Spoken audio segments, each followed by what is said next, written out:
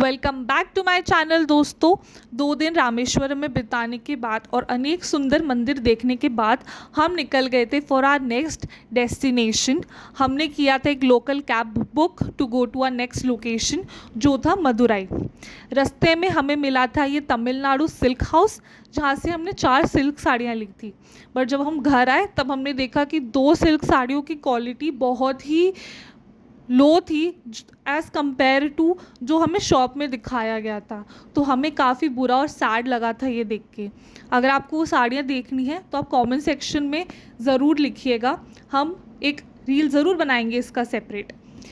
इसी दुकान के पास एक रेस्टोरेंट था जहाँ पे हम रुक गए थे टू डू लंच।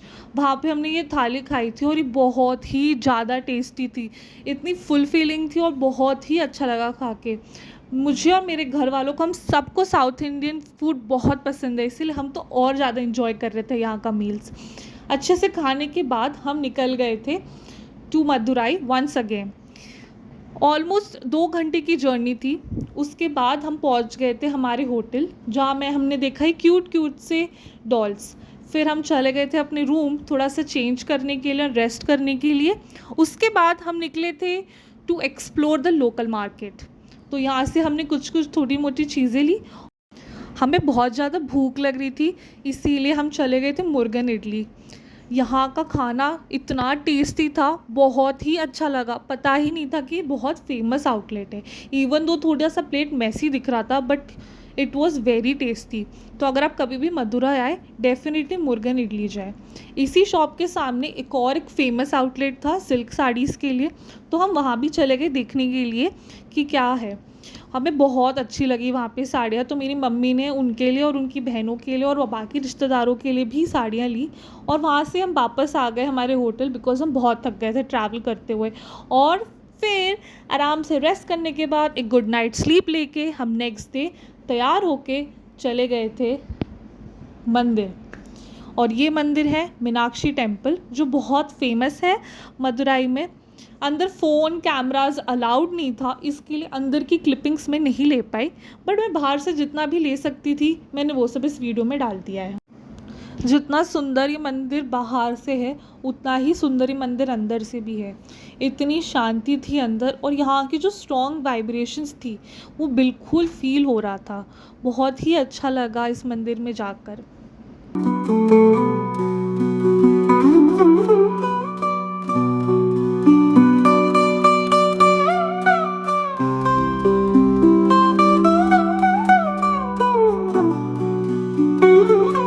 दर्शन करने के बाद हम आसपास की जो दुकानें थी मंदिर की, वहाँ गए थे। हमने बहुत सारी चीज़ें ली थी वहाँ से। कुछ ज्वेलरी ली थी, छोटे पूजा की थाली ली थी, अम्मा की फ़ोटो ली थी, और हमने एक छोटे से गणेश लक्ष्मी जी भी यहाँ से लिए थे। फिर हमने पिया नारियल पानी, क्योंकि हमने सुबह से कुछ भी खाया पिया नहीं था, थोड़ा हाइड्रेशन के लिए। फिर हमने नारियल पानी पिया और फिर हम निकल गए टू हैव आवर लंच। हम वापस से मुर्गन इडली ही गए, क्योंकि ये एक तो मंदिर के पास थी और दूसरा हम तीनों को ये खाना बहुत अच्छा लगा। अच्छे से लंच करने के बाद हम चले गए थे वापस होटल, जहाँ हमने किया था change for our next destination. Change करने के बाद और होटल से चेकआउट करके हम निकल गए थे फॉर मदुरई एयरपोर्ट। हम जा रहे थे फॉर आवर नेक्स्ट लोकेशन, जो था हमारा घर। तो हम चले गए थे एयरपोर्ट, और एयरपोर्ट काफ़ी छोटा सा था और बहुत क्यूट सा था, तो मैंने बाहर से ही कुछ क्लिपिंग्स डाल दी थी। फाइनली ये ट्रिप को एंड करने का टाइम आ गया था। इस ट्रिप में हम काफ़ी सारे सुंदर अनेक मंदिरें गए, जहाँ पे बहुत ही सुकून और शांति मिली। तो finally with lots of memories and भगवान जी की सारी कृपा लेके हमारे लिए और आप सभी के लिए हम चले थे अपने घर वापस। हम यही चाहेंगे कि भगवान जी हम सब पे कृपा बनाए रखें अपनी।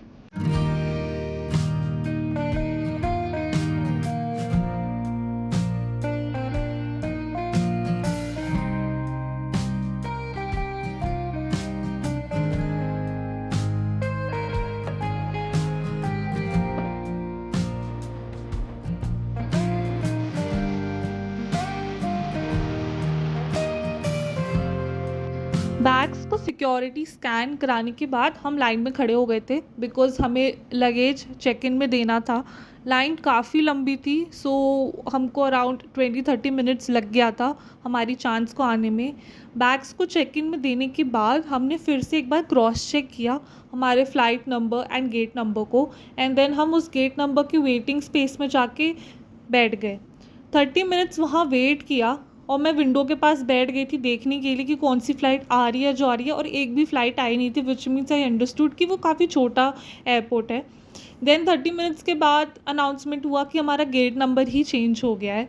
सो हम न्यू गेट नंबर पे गए एंड देन मैं फिर से विंडो साइड ही बैठी टू सी, इस उम्मीद में कि शायद एक प्लेन दिख जाए, एंड फाइनली एक प्लेन दिख गया एंड कोइंसिडेंटली वो प्लेन हमारा ही था। जिस फिर 30 मिनट्स न्यू गेट नंबर पे वेट करने के बाद मैंने देखा हमारी बस आ गई है। देन 15-20 मिनट्स और लाइन में फिर से खड़े हुए एंड देन हमारी फाइनली चांस आ गई थी to go in the bus.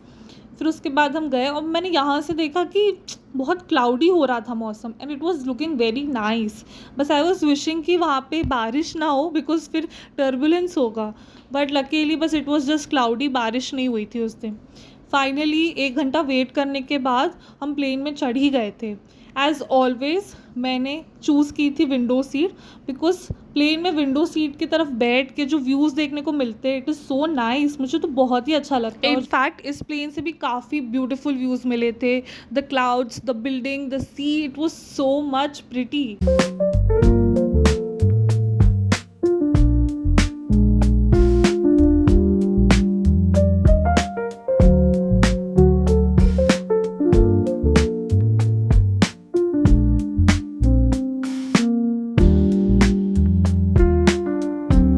बीच में हमें व्यूज़ नहीं देखने मिले थे, इसीलिए यहाँ पे एक मैगज़ीन रखी हुई थी, फिर मैंने वही स्किम एंड रीड करना चालू कर दिया था। उसके कुछ देर बाद हमारा एड ऑन मील आ गया था जिसमें हमने paneer sandwich and meal of the day order किया था, जो खाने में ठीक ठाक ही था। फिर हमने एक छोटा सा नैप लिया।